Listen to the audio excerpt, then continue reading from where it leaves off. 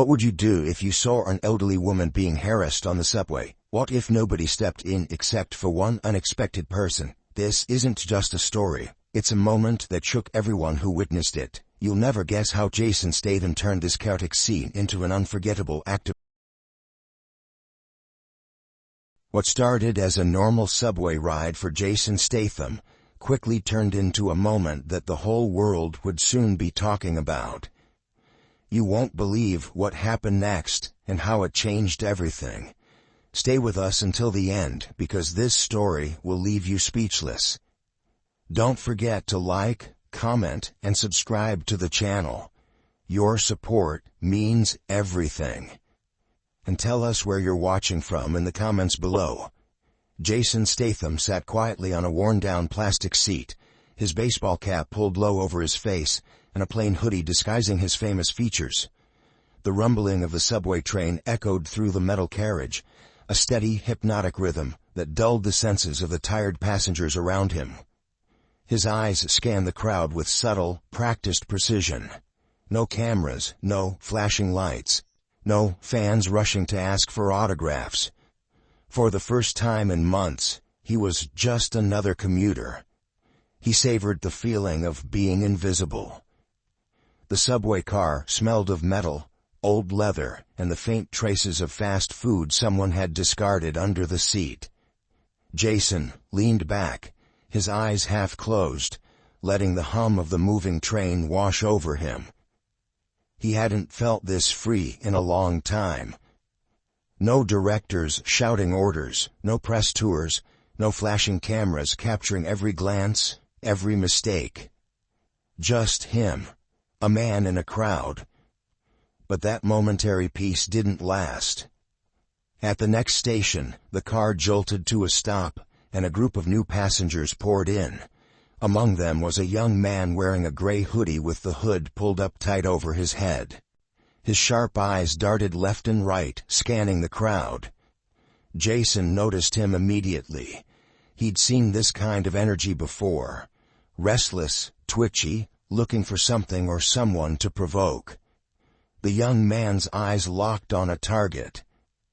A black, elderly woman, likely in her late 60s or early 70s, slowly pushed her way inside, clutching a large, overstuffed handbag against her chest.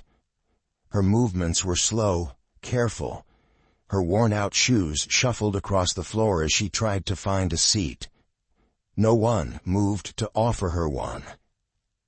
Jason felt a twinge of irritation at the sight.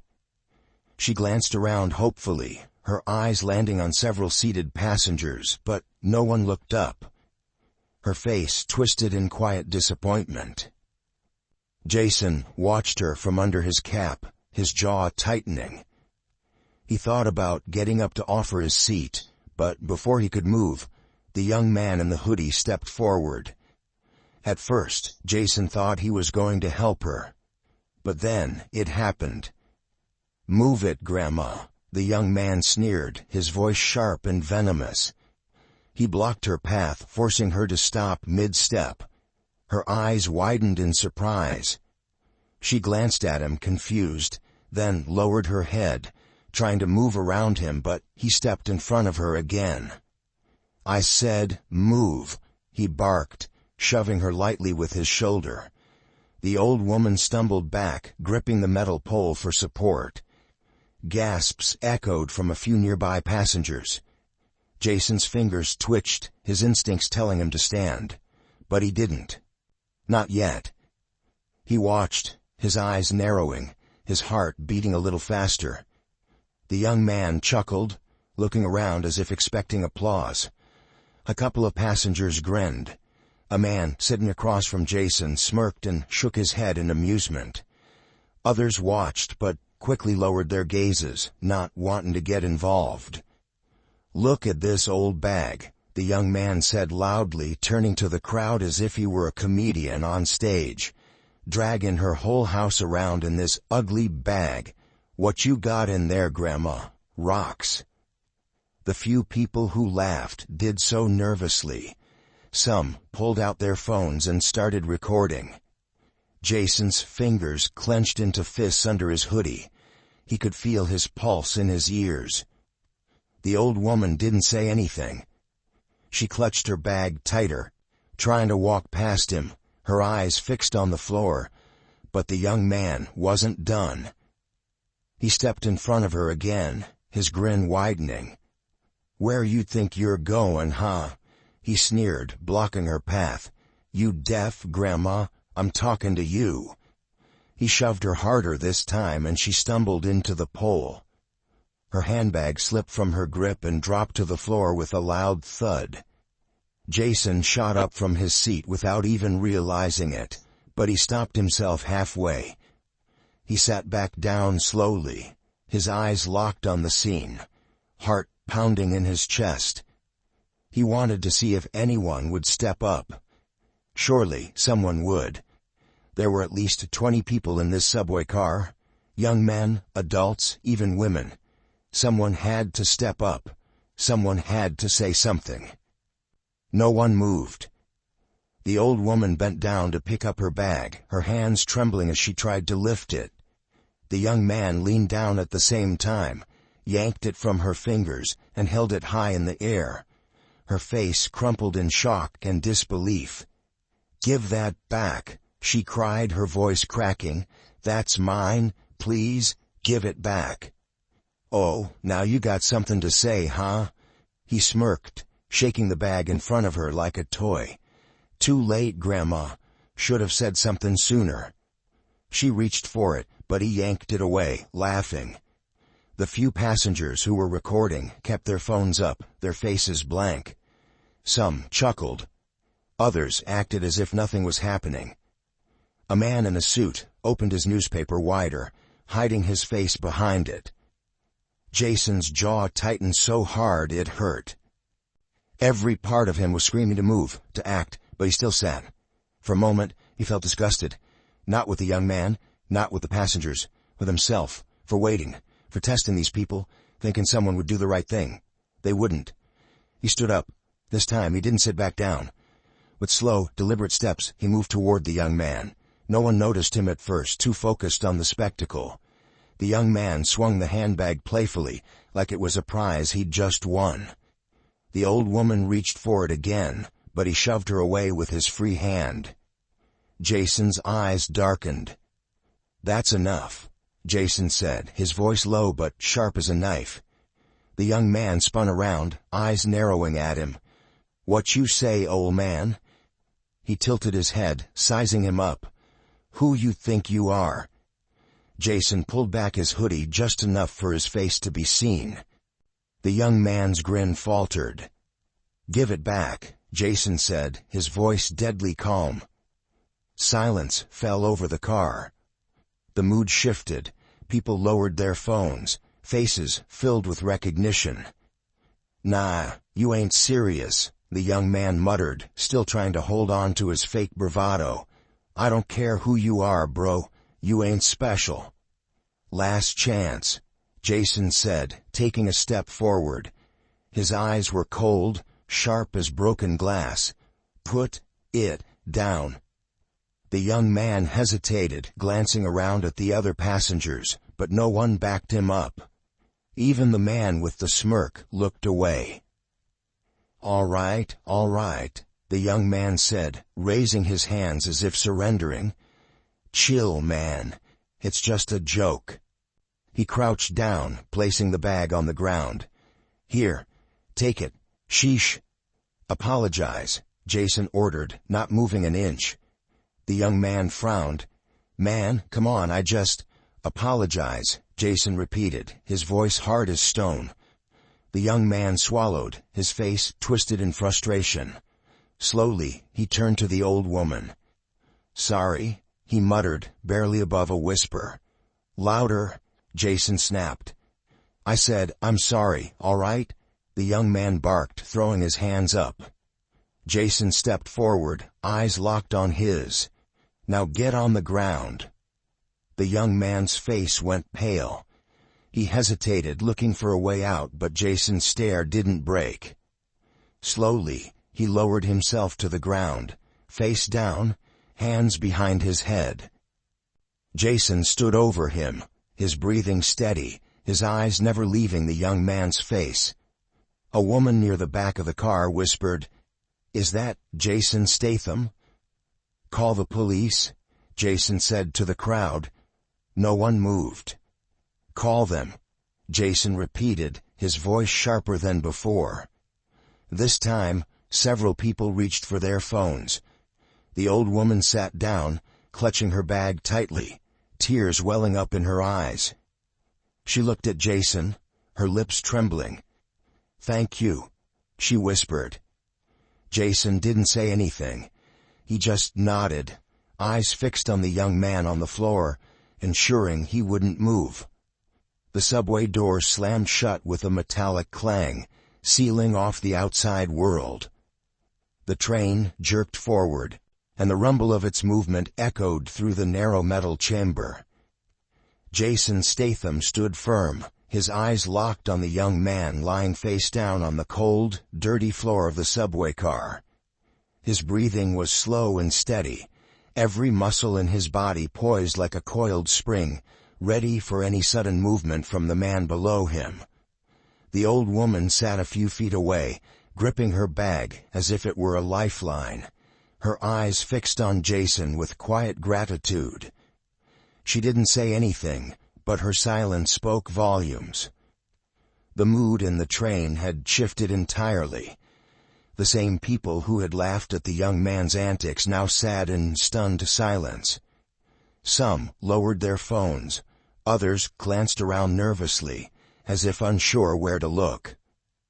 It was as if Jason had broken some kind of unspoken agreement, the one where everyone agrees to mind their own business no matter what. A sharp, clattering noise came from the far end of the car. One of the passengers had accidentally dropped their phone, and the sound made everyone flinch. Jason didn't move. His eyes stayed locked on the young man. No sudden movements, no signs of defiance.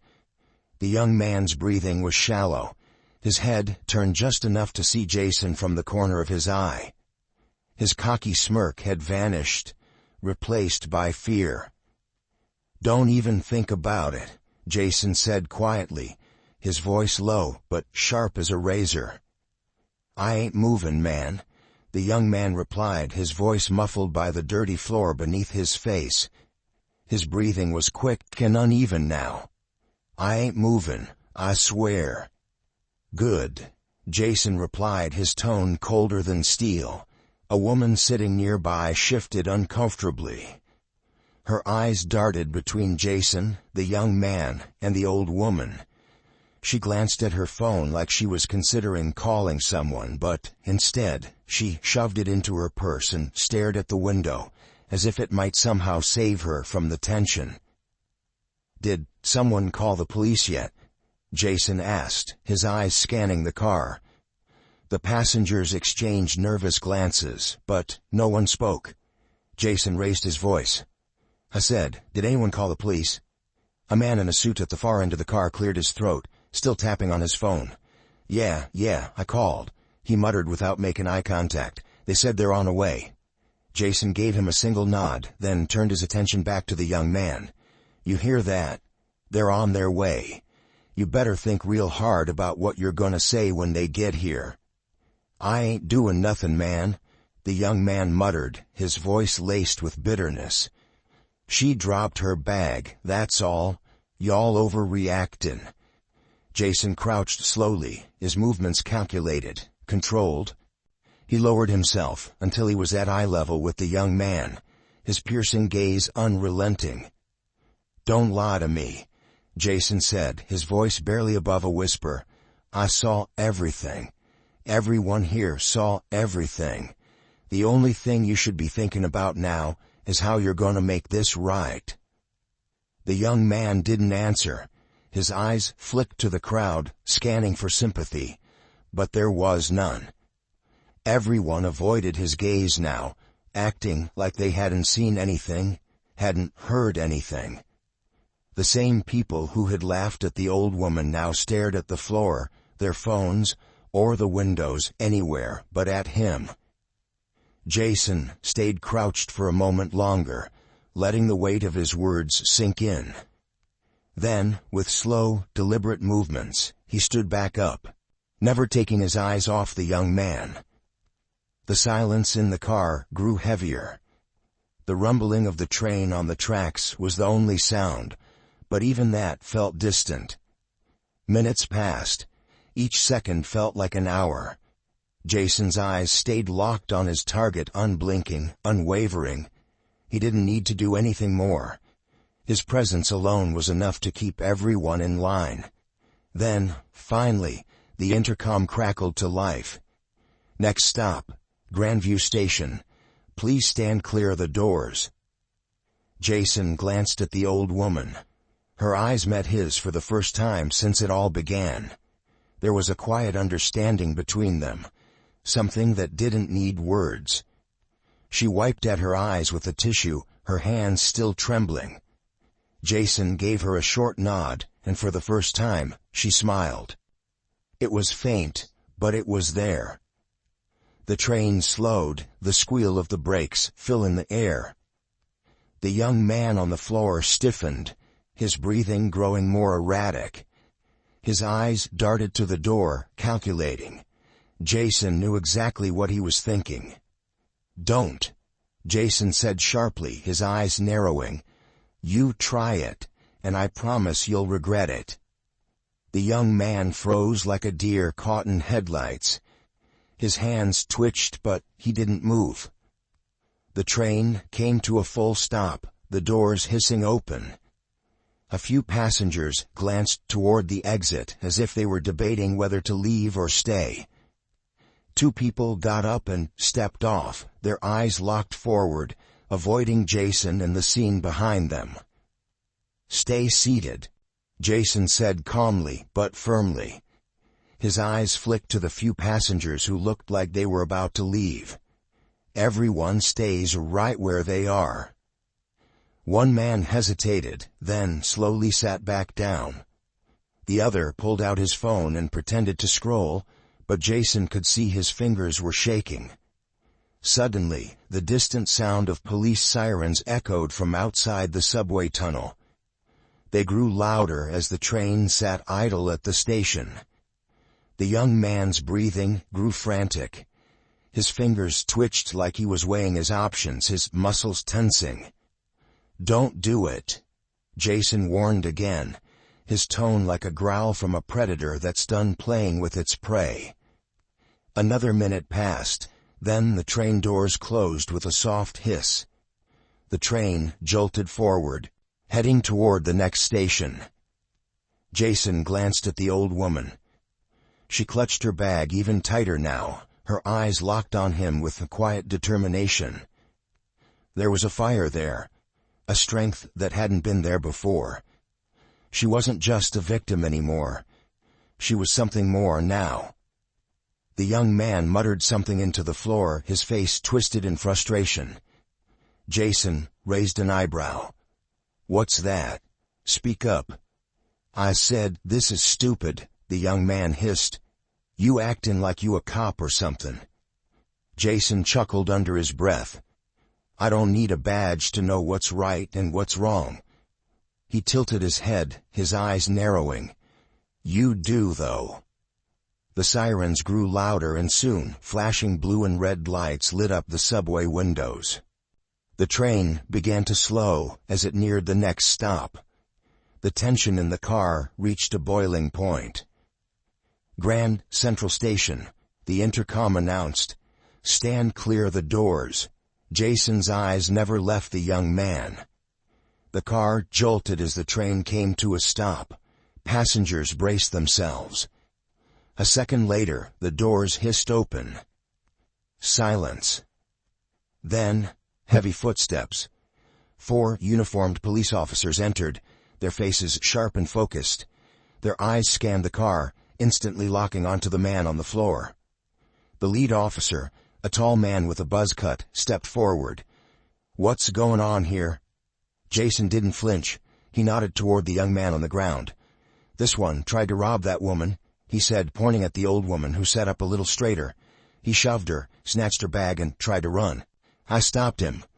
The officers exchanged glances. One of them stepped forward, pulling out handcuffs.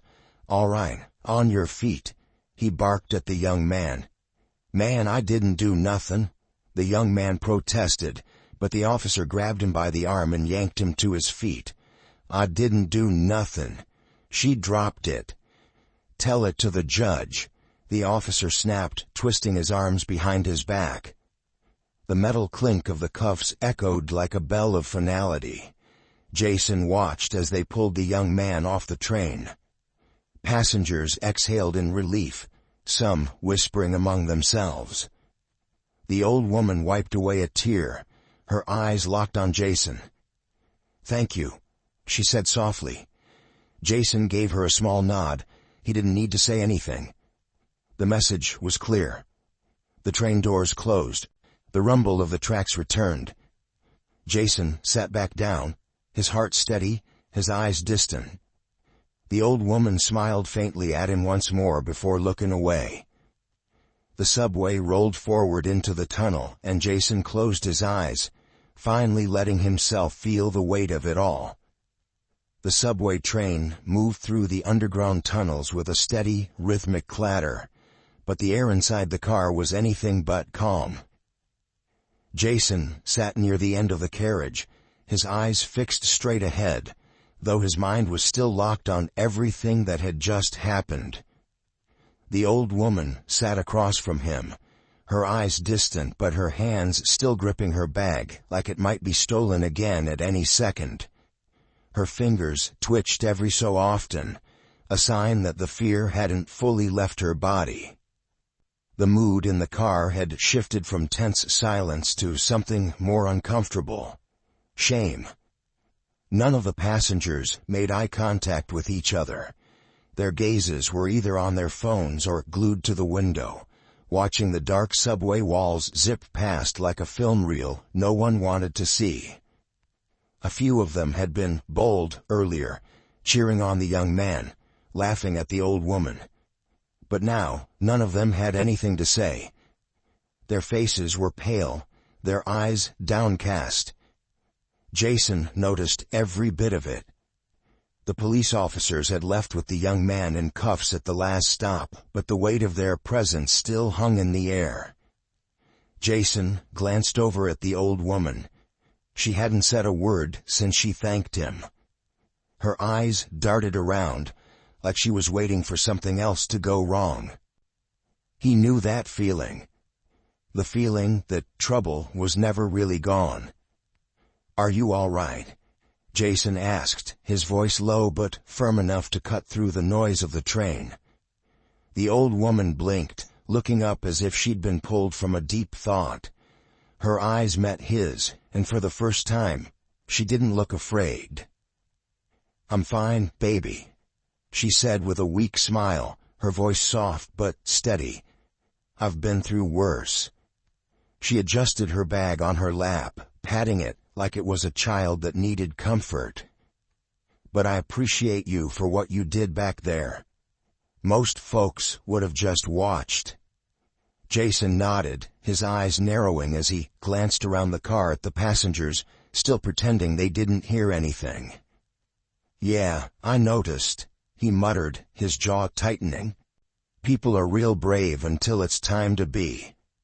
The old woman chuckled, a short, dry laugh that didn't quite reach her eyes.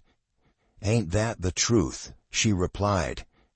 Her eyes lingered on him for a moment longer, as if she were trying to figure something out.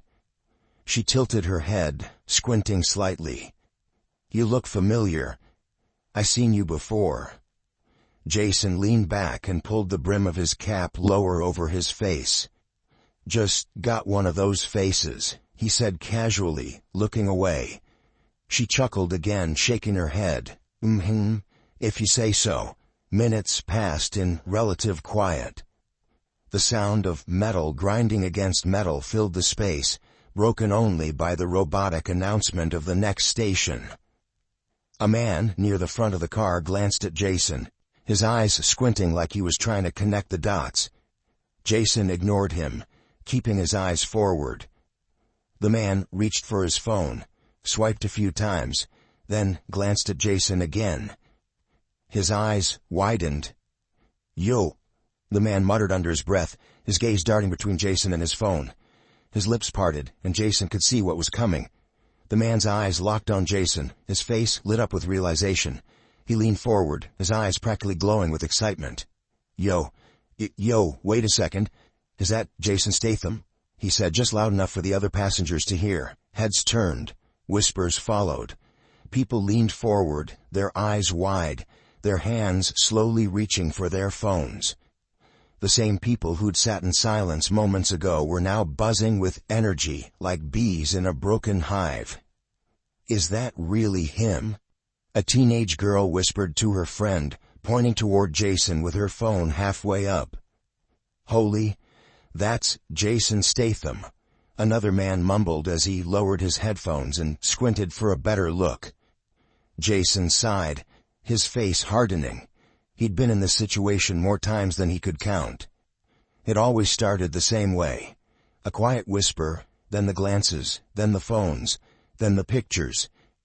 And once it started, it didn't stop. His peace, gone in an instant. He glanced at the man who'd started it, giving him a cold, sharp look that stopped him mid-sentence. The man froze, his grin faltering as he realized he'd just made a mistake. Jason didn't say a word, but his eyes said everything. "Don't." But it was too late. "Yo, Jason man, can I get a pic?" the man asked, raising his phone like he was already taking it. A few others did the same, their phones up, camera apps open, fingers hovering over the record button. "Come on, man, just one photo, bro."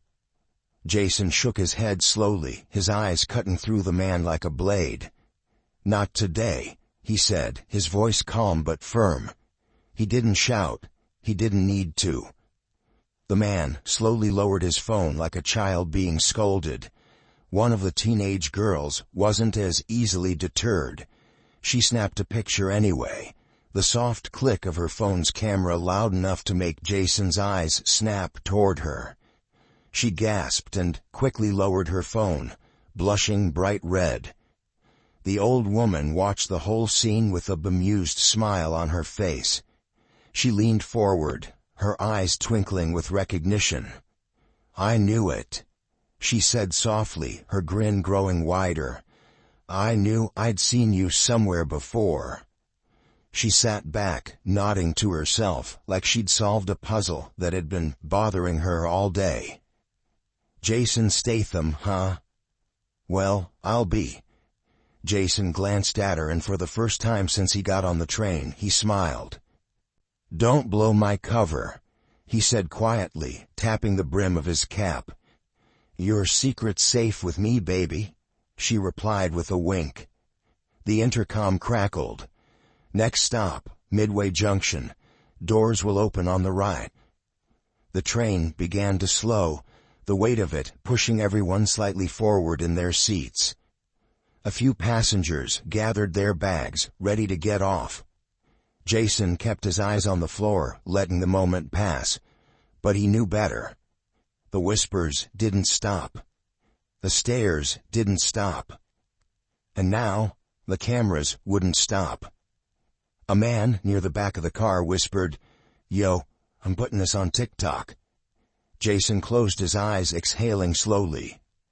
Of course. Of course they would.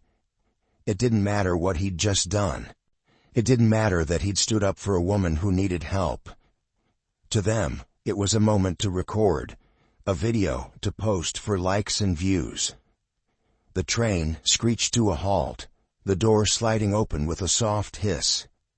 A few people got off, but one man stayed behind just long enough to snap a picture of Jason before hopping out.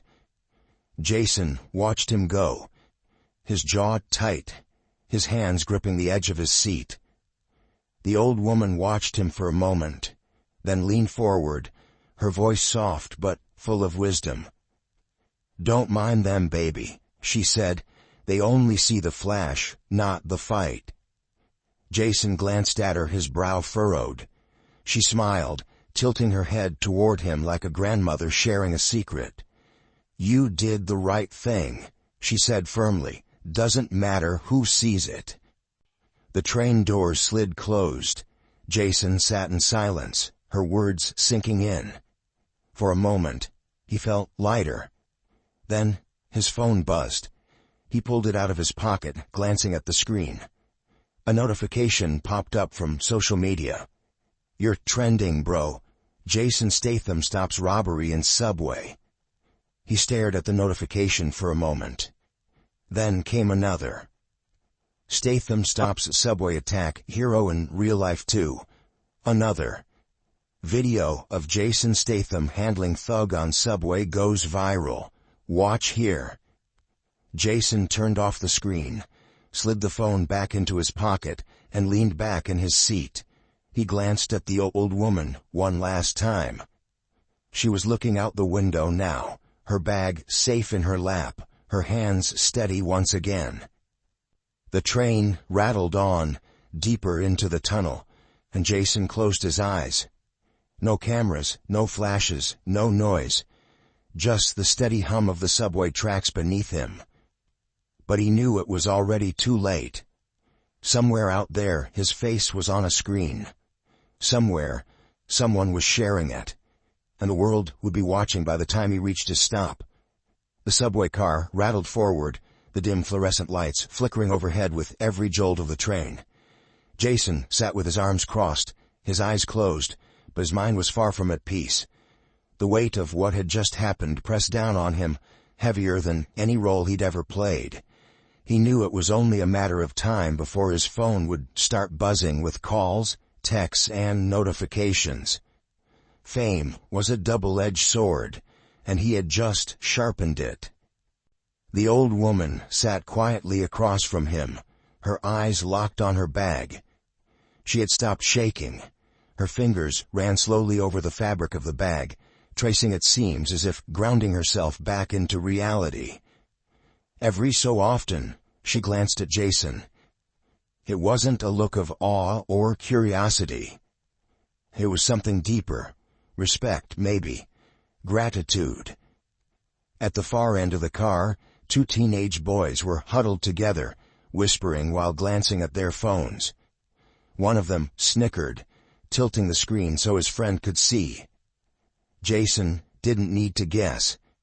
He knew what was on the screen. His face, his name, the video. His phone buzzed.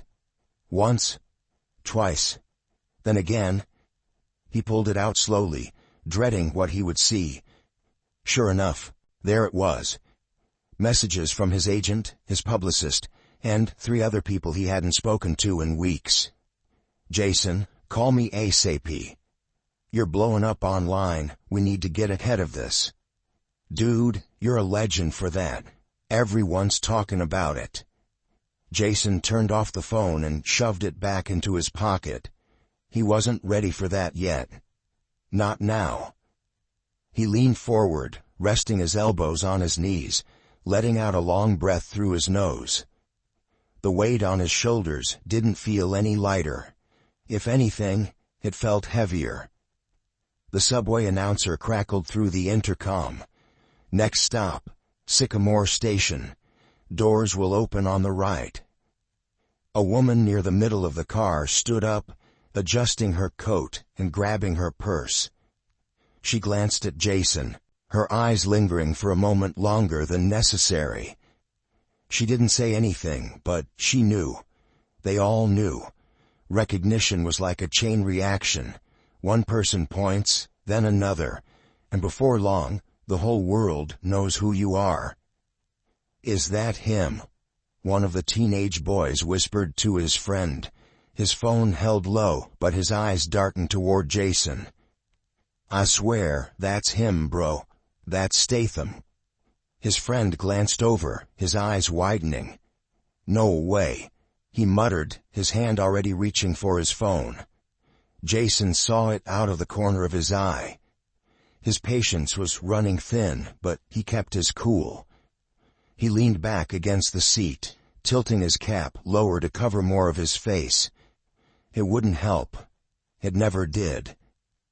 The subway slowed with a loud screech, metal grinding against metal as the train pulled into Sycamore Station.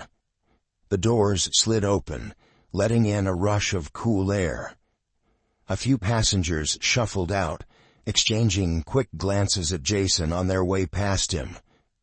A man in a gray hoodie paused at the door, staring at him like he was trying to solve a puzzle. Jason felt his eyes on him, felt the stare dig into his side. "Yeah, that's him," the man muttered, pulling out his phone. Jason's jaw tightened. The old woman noticed. She sat forward, glancing at the man at the door, her eyes sharp and knowing. She didn't say a word, but her eyes did. The man hesitated. He looked at her, looked at Jason. Then, slowly, reluctantly, he put his phone away. He stepped off the train just as the doors hissed shut behind him. Jason glanced at the old woman. She gave him a small nod. He nodded back. The train lurched forward again, sending a ripple through the passengers as they braced themselves. The ride continued in tense quiet. Nobody laughed now. Nobody recorded. But Jason knew it wouldn't last. Minutes passed. His phone buzzed again. This time he didn't check it. He knew what it was. He could already hear the headlines in his mind. Jason Statham stops robbery in subway, or Statham goes full action hero in real life. The media loved stories like this. They'd twist it into something bigger than it was, turn him into something bigger than he was. He wasn't a hero. He'd done what anyone should have done. But he knew that didn't matter. Across from him, the old woman cleared her throat softly. "They're gonna turn you into a story, baby," she said, her voice calm but certain. "They always do." Jason glanced at her, his eyes narrowing slightly. "Yeah," he muttered. "They will." "Don't let 'em change the ending," she added, her eyes steady on his. "It's still your story." Her words hit harder than he expected. He leaned back, staring at the ceiling, letting them sink in. His story. His ending. The train rolled forward, each minute feeling heavier than the last. The teenage boys were still staring, still whispering, but they didn't approach. Jason didn't look at them. He didn't need to. He already knew they were taking pictures, sending them to their friends, uploading them online. By the time he stepped off this train, half the world would know. He glanced at the old woman one more time. Her eyes were closed now, her head tilted back, her breathing slow and steady. She was resting. Finally, after everything, she could rest.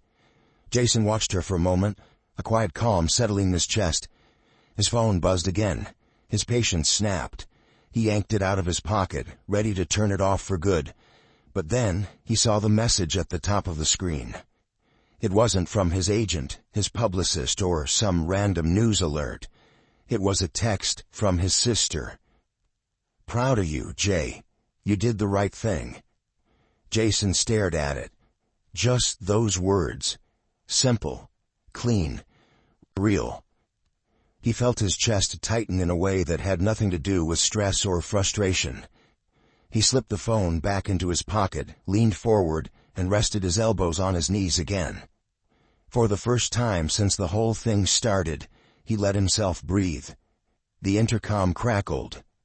"Next stop, Southgate Station. Doors will open on the right."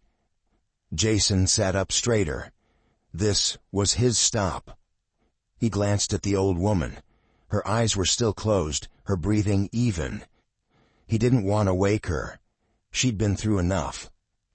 As the train slowed, Jason stood up, his hands in his pockets. The old woman stirred slightly, one eye opening. She smiled at him, soft and slow, like she knew something he didn't. "Take care, baby," she said softly. "You too." Jason replied, his voice low but certain. "Stay safe." The train came to a stop. The doors slid open, and a rush of cool air filled the car. Jason stepped toward the door, his eyes scanning the platform. No cameras, no crowds. Just people. Regular people, too caught up in their own lives to notice him. He stepped out, walking with purpose, his head low, his step steady.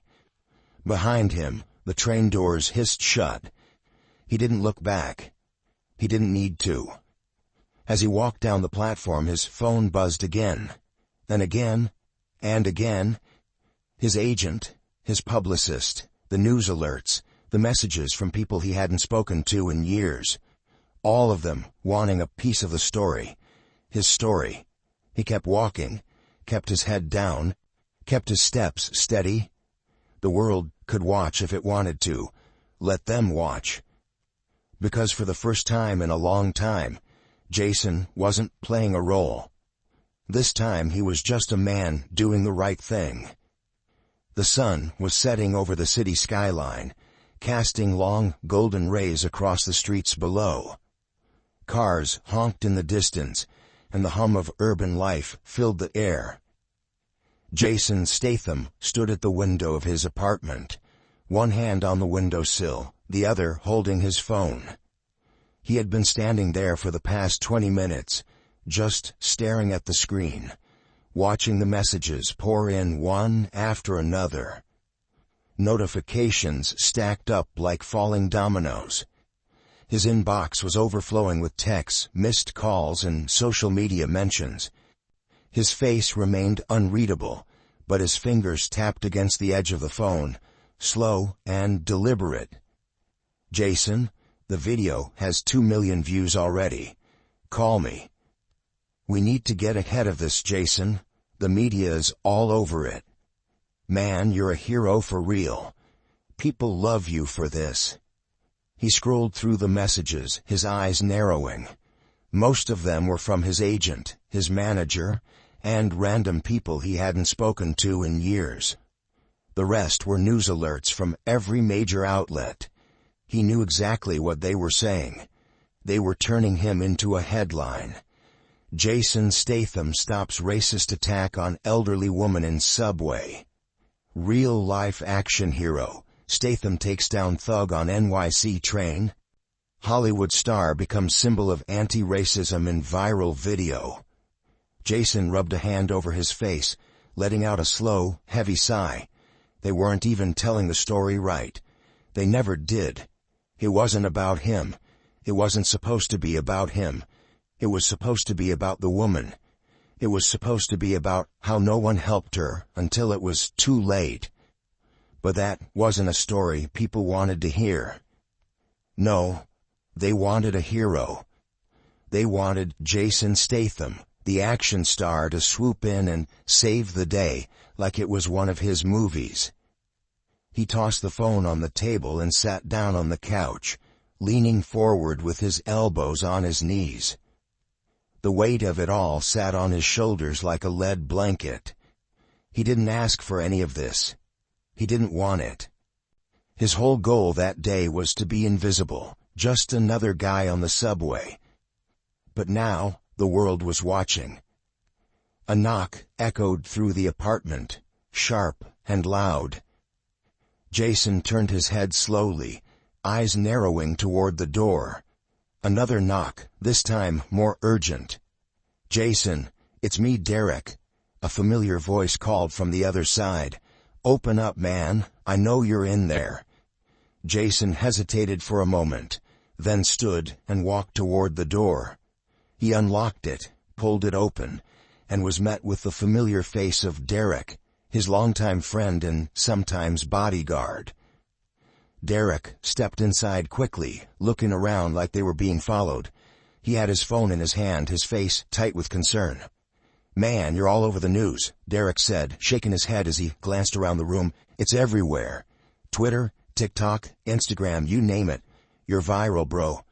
"I know," Jason muttered, walking back to the couch.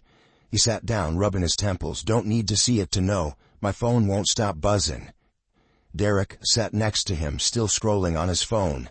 His eyes flicked up at Jason, his expression more serious now.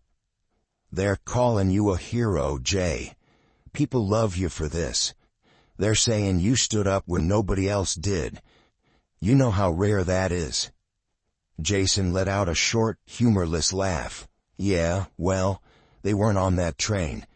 They didn't see how long it took for someone to do something." He shook his head, his eyes distant. Half of them were recording, the other half were laughing.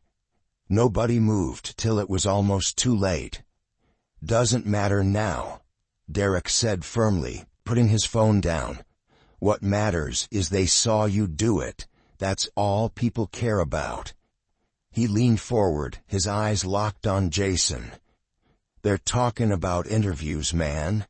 Late-night shows, morning news, all of it. Everyone wants you to tell the story. You gotta control the narrative before they do it for you." Jason leaned back, resting his head against the cushion. His eyes focused on the ceiling, his jaw tightening. "No?" Derek frowned. "No? What do you mean, no?" "I mean, no," Jason repeated, turning his head toward him. "I'm not doing interviews. I'm not sitting on TV telling people how brave I was. I'm not interested." "Come on, man," Derek said, leaning forward. "You know how this works. If you stay quiet, they're just gonna fill in the blanks for you. They'll twist it, make it about something it's not. They'll turn it into another hero saves the day story, and you'll have no control over it." Jason stared at him for a long moment, then nodded slowly. "Yeah, that's exactly what they'll do." "So what's the plan?" Derek asked, his eyebrows raised. "You just gonna let it ride?" Jason sat up straight, leaning his forearms on his knees. He thought about the old woman on the subway. Her eyes, her voice, the way she clutched her bag like it was the last thing in the world she had left. Her words echoed in his mind. "Don't let him change the ending." He nodded to himself, his eyes sharp with new focus. "No," he said, standing up. "I'm going to tell it myself." Derek's eyebrows lifted in surprise. "Oh, yeah? How you gonna do that?" Jason grabbed his phone off the table, unlocked it, and opened the camera app. He sat on the edge of the couch, holding the phone up so his face filled the frame. No lights, no fancy angles. Just him, raw and unfiltered. Derek leaned back, crossing his arms, watching him with a small smirk. "All right," Jason muttered to himself, taking a breath. He hit the record button. He stared straight into the camera, his face calm but firm. His eyes were sharp, his jaw set like stone. He didn't blink, didn't flinch. His voice was steady. "By now, you've probably seen the video," he began, his tone as sharp as a blade. "And I know what they're saying. They're calling me a hero, saying I did something special. But I'm here to tell you, that's not the story." He paused, letting his words sink in. His eyes didn't waver from the camera. "The story isn't about me. It's about the woman on that train. An elderly woman, minding her own business, getting harassed, shoved, and disrespected. And you know what hurt the most? It wasn't the guy doing it. It was the fact that nobody did anything. They watched, they laughed, they recorded it like it was entertainment." Jason leaned forward, his eyes narrowing. "That's the real story. That's the part nobody wants to talk about. People saw something wrong, and they looked away. They pulled out their phones instead of their courage." He leaned even closer to the camera. "If you're watching this, I want you to ask yourself one thing. What would you have done? Would you have helped? Or would you have watched?" He sat back, his eyes still locked on the camera. "Don't call me a hero. I'm just a man who did what needed to be done. But next time it might be you sitting on that train. It might be you holding that phone. Ask yourself if you're gonna watch. Or if you're gonna do." Jason let the silence stretch for a few seconds before he nodded once and ended the recording. "Man, Derek said, his voice low with respect. "That's it. That's the one." Jason didn't say anything. He uploaded it. No hashtags, no captions, just raw truth. The phone buzzed less than a minute later. New comments, shares, messages. "This is what we need to hear." Finally, someone said it. "Nah, he's right. I'm ashamed of myself now." Jason put his phone face down on the table and sat back, his eyes distant but steady. This time it wouldn't be about him. This time the story would be different. He glanced at Derek, then at the window, where the city lights flickered like stars. "Sometimes," Jason muttered, his eyes locked on the glow of the skyline, "you gotta change the ending yourself." The next morning, Jason woke up to the sound of his phone vibrating loudly on the nightstand. It buzzed over and over, a non-stop hum like a relentless alarm clock. Sunlight leaked through the edges of the blackout curtains, casting streaks of gold across the room. He rubbed his eyes and sat up, still groggy from a night of restless sleep. His phone wouldn't stop. Call after call, notification after notification. He knew what it was before he even looked. Slowly, he reached for it, blinking as his eyes adjusted to the glow of the screen. 56 missed calls. Over 300 text messages. His inbox was flooded. Every social media app had dozens of alerts stacked on top of each other like falling bricks. His face was on every thumbnail, his name in every headline. He scrolled through the messages, each one coming in faster than he could read. "You're a legend for that video, Jason. Bro, you really did that. Respect. We need more people like you in this world. Can you come on our show this week? We'd love to have you talk about your experience." The headlines were everywhere. His own face, his own words, played on every news station, every social media feed, every video platform. Clips of his message were spliced together, captions added for effect. "Don't call me a hero. The story isn't about me. What would you have done?" Jason shook his head and let the phone drop onto the bed beside him. They weren't even listening. The story had become bigger than him, bigger than the woman on that train. Now it was a movement. People were sharing their own experiences in the comments. Some wrote about times they stayed quiet when they should have spoken up. Others shared stories of moments when they did step in, when they did the right thing. The tag #Don'tWatchAct was trending. It wasn't just a hashtag. It was a movement. He leaned forward, elbows on his knees, his hands clasped together. For a moment, he sat in silence, his mind replaying everything that had happened over the past 24 hours. The subway, the old woman, the young man face down on the floor. The weight of it all was heavier now. It wasn't just a single moment. It had become something much bigger. His phone buzzed again. This time it was a video call from his sister. Jason sighed but answered it, holding the phone up to his face. His sister's face filled the screen, grinning like she'd just won the lottery. "Look at you, big bro, out here saving the world," she teased, leaning forward with an exaggerated smile. "You know, you broke the internet, right?" Jason rolled his eyes, leaning back on the headboard. "Don't start with me, Tasha. It wasn't supposed to be like this." "Supposed to be like what?" she asked, cocking her head. "You stood up for that lady. People saw it. You inspired them. Ain't nothing wrong with that." "I didn't do it to inspire anybody," Jason muttered, running a hand over his face. "I did it 'cause nobody else would." Tasha's face softened. She nodded slowly. "Yeah, I know. But that's exactly why it's hitting so hard, Jay. You didn't have to do it, but you did. People see that, and it makes them think. Makes them wonder if they would have done the same." Jason didn't respond. He knew she was right. It's just that he hadn't asked for any of this.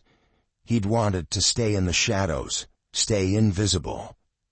But shadows don't exist when the world puts a spotlight on you. Anyway, Tasha continued, smirking now, I just called to tell you Mom saw it. She called me all choked up talking about how proud she is of you.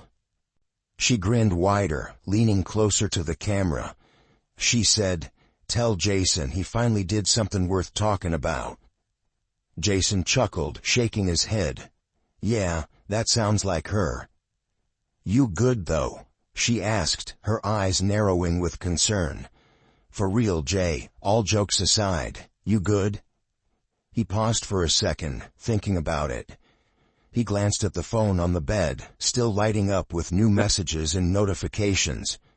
The world was knocking on his door, but for once, he didn't feel like running. Yeah, he said quietly, nodding. I'm good. All right, Tasha said, flashing him one last grin. Stay solid, big bro. I'll call you later. Yeah, he replied, ending the call. Jason stared at the phone for a moment longer. Then, slowly, he stood up and walked to the kitchen. He poured himself a glass of water, letting the cold drink calm his nerves. As he leaned against the counter, his mind drifted back to the old woman on the train. Her face, her eyes, how they had shifted from fear to gratitude. His phone buzzed again.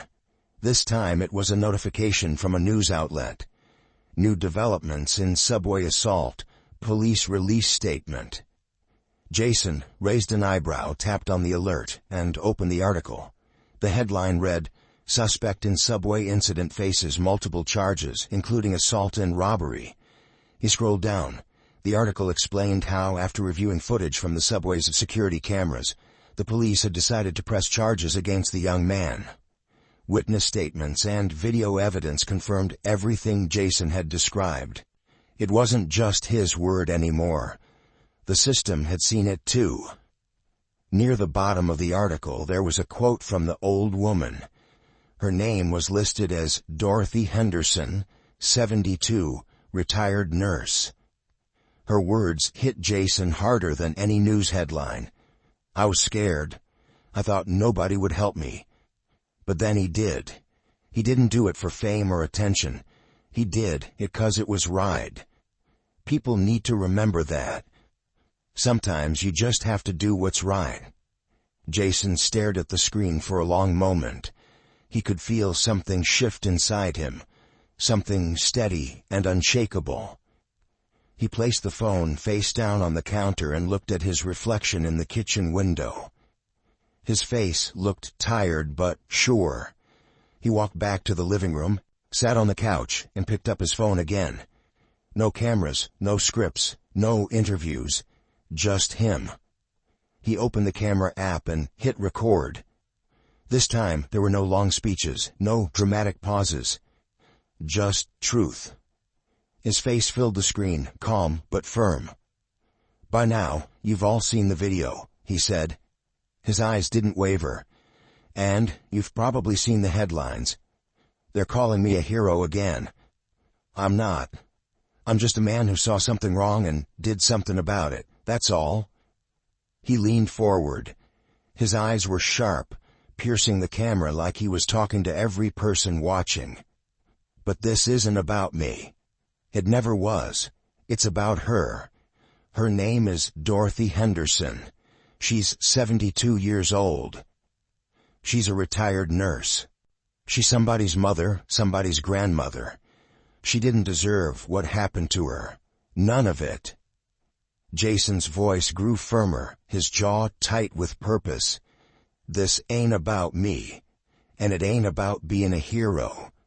It's about what you do when you see something wrong. Do you sit there and watch it happen? Or do you stand up? Do you do something?